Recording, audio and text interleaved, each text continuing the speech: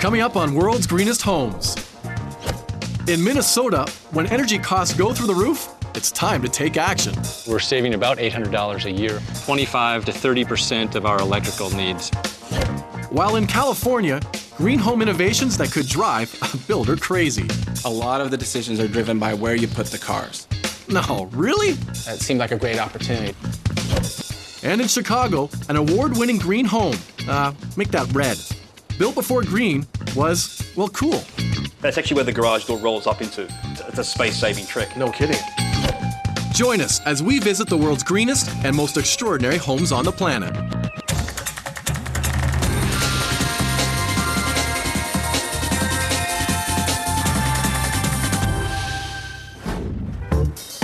Twin Cities, Minneapolis-St. Paul, thanks to its abundant waterways, was once the flour mill capital of the world, and now is a cosmopolitan area known for business and a thriving live theater scene. After building homes on my own, it's easy to appreciate all the work that goes into converting a mid-century bungalow like this one. This is a comfortable home. The first floor opens up to the living room, dining room, and kitchen. The upstairs bedrooms are all very bright, and the bathroom countertops are made from ecologically friendly materials. And the green roof is great, as long as you don't have to mow it, with 2 different kinds of solar panels. It's in this quiet neighborhood that we discovered how it only took 7 months to transform a Cape Cod bungalow from the 40s into a modern architectural gem.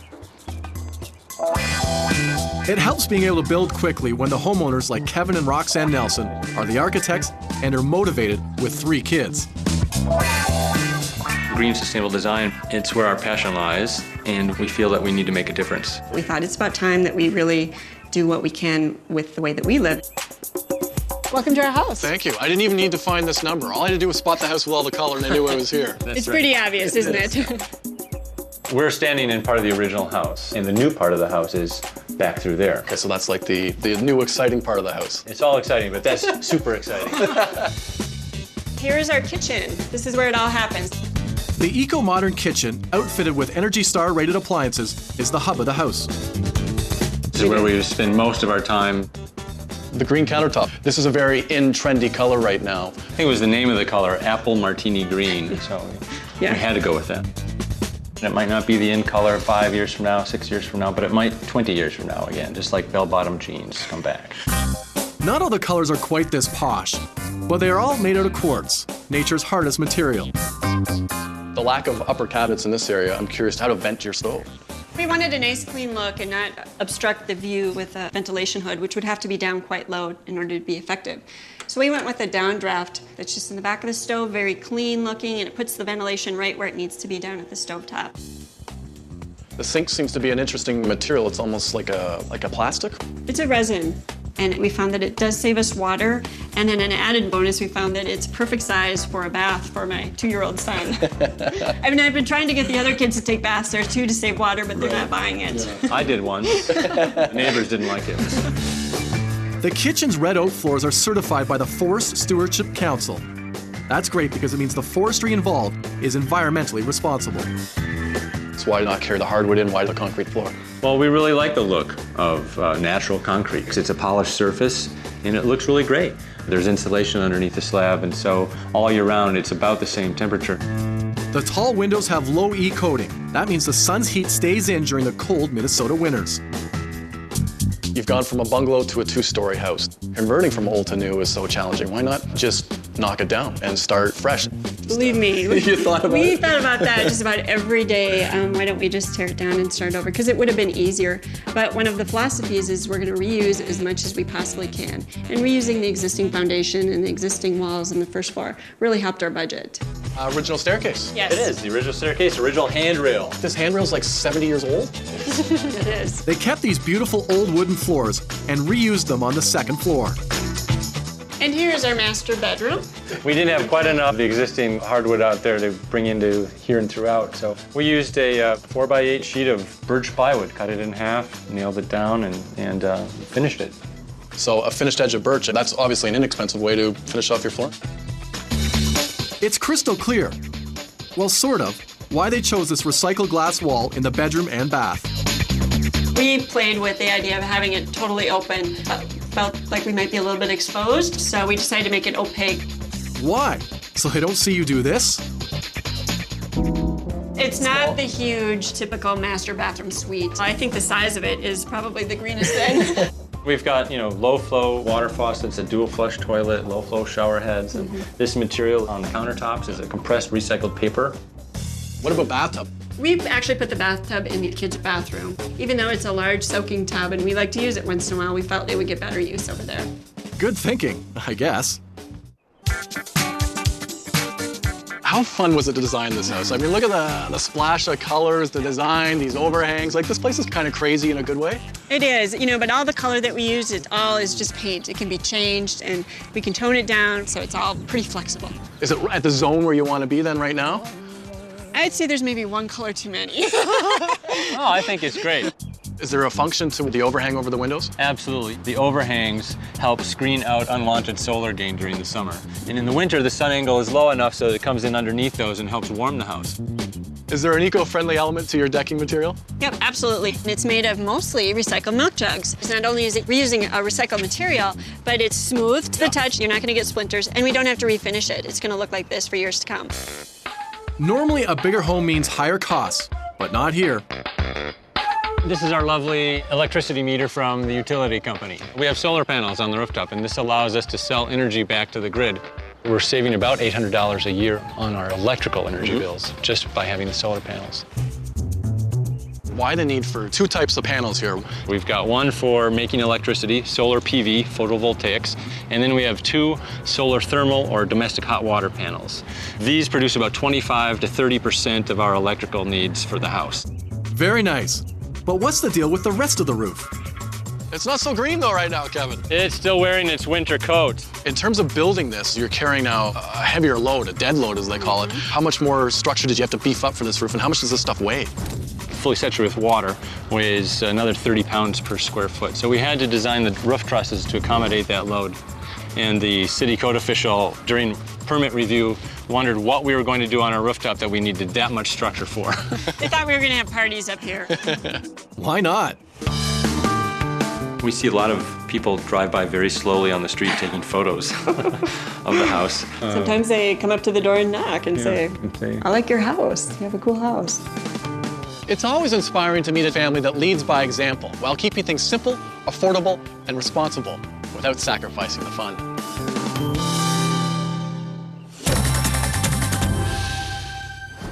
We're traveling next to the sunny West Coast. It's here where, if you don't like one look, turn your head in a flash and you'll go from vintage architecture to contemporary.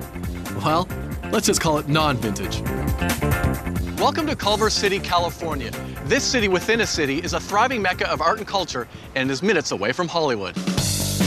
While this neighborhood may not have the glamour of Tinseltown, this quiet block showcases a surprising 1,500 square foot, 2-bedroom and 2-bath home. The surprise lies down low, while the house stands tall with a great view from this imposing wall of windows. The peace-loving multifunctional wall shelters the master bedroom, den, and baths. When I came upon this lot with an old 1922 bungalow in the front and a huge yard, it seemed like a great opportunity to buy the property and build all the green features into a new home. Sounds great for real estate developer Greg Wrights and his wife Tracy. But there was a bit of a problem. In Southern California, a lot of the decisions are driven by where you put the cars. It's really a car culture here, and we try to minimize the use of our cars, but we need 2 car parking for the front house and 2 for the new house.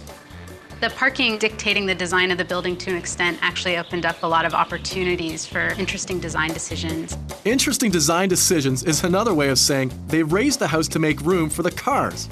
Nice. Okay, enough about the car lot. One of my favorite little things about the house is the door. The door uses rice straw, which is an agricultural waste product. They used to burn it. Now they mix it up with a little adhesive, and it creates a really solid, soundproof door. For the entryway, we selected channel glass, which is kind of a translucent glass. Cool, because it can let the light in and maintain privacy. As a design element at night, this illuminated glass atrium really makes the house look like it's floating. And during the day, the massive 40-foot-long windows work to keep energy costs down. It really has to be high-performance glass. It has to have a low E coating to reflect the heat of the sun. It has to insulate well. So we have krypton gas between two panes of glass. Superman would be proud. Krypton gas is odorless, colorless, and helps prevent heat from leaking out. This wall of glass really makes a 1,500 square foot house seem a lot larger than it is. And then there's the floor. Greg chose a polished concrete one. Why? First of all, it's really durable. It's also thermal mass, so it's thick and it moderates temperature changes in the house. And then it also has our radiant tubing in it. So we have hot water running through the floors, and that's how we heat the home. This rug here is made out of the ends of the rolls when they're making big broadloom carpets. They end up with a little bit that they can't use. So it's really a recycled material. While Greg was in charge of the floors, Tracy concentrated on the furnishings. We decided to go with kind of three main themes. One was to pick used items, so to keep them from going into the landfill. The second was to pick things that are marketed as green. And the third was to pick classic pieces that would never go out of style. One of the most important things about this whole house was to keep it within an average budget. The kitchen really exemplifies that. We used the cabinet product because it was affordable, but it was also as green as we could get. It has a really low level of formaldehyde, so we're not getting those toxins in the environment. With all their attention to detail, it should come as no surprise that all the appliances are energy rated and the countertops made from recycled marble. And the table, it has its own story. It is plantation grown, so you're not cutting down rainforests in order to get this slab of wood for the table. We live in this very modern square building, so it's nice to have a very organically shaped table to really make it a comfortable place. This is the hallway separating the living space from the sleeping space and our den. This wall here is a lot lower so that the air can flow up and over. The doors are taller so that the air can continue to flow through these doors and out through the windows in the back. So we get a nice cross ventilation for cooling. This is our den. This is a perfect room for our relaxing. It's a great place to sit and read. Sometimes it is nice to retreat into a bit smaller space that's a little bit cozier. There's a couple things that make these windows unique. They're aluminum-clad wood windows, so they're very durable. They tilt in for a little bit of air, or you can open them completely. The bedroom is pretty sparsely furnished, which does help keep it cleaner and non-toxic. They also figured, if you've got a good idea, stick with it. We used the same countertop material that we used in the kitchen, and for the shower tiles, we used a recycled glass instead of marble. We have a really cool technology. When you walk into this room, a motion sensor kicks off a recirculating pump. It actually starts circulating the hot water to the shower or to the faucets, so that as soon as you turn it on, you have hot water and you don't waste that water. We set out to create as environmentally friendly and healthy a home as possible. And they did a really great job, while the process proved you can stand out while still fitting in.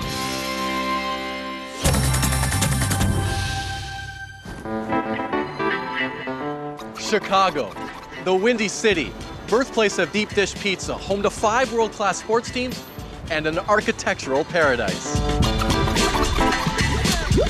Just a quick L train ride from downtown, we found this amazing award-winning home. It's 3,000 square feet, and its style definitely stands tall. This place feels huge. Built in 2000, this 3-bedroom, 3-bath seems to go on forever. The main level has a very bright kitchen, living room, and terrace. And upstairs, there's a simple master bedroom and a very eco-friendly bathroom. Strolling down this typical Chicago neighborhood, you'll discover an eye-catching piece of modern architecture that's beautiful and brainy. The home was designed by Zoka Zola. Something tells me she's from out of town, but she lives here with her partner Peter and their son Yara. During the design process, I felt great about it because we shared a lot and thought through a lot of things together. I think being from Croatia affected the way that I designed this house. Now, I'm from Mediterranean, and the sunlight is a must. You're telling me you really live here? Yeah, this is the house. This is like a hip urban office. Yeah, it is. Come on downstairs. This is Zoka's office, my wife's office. Okay.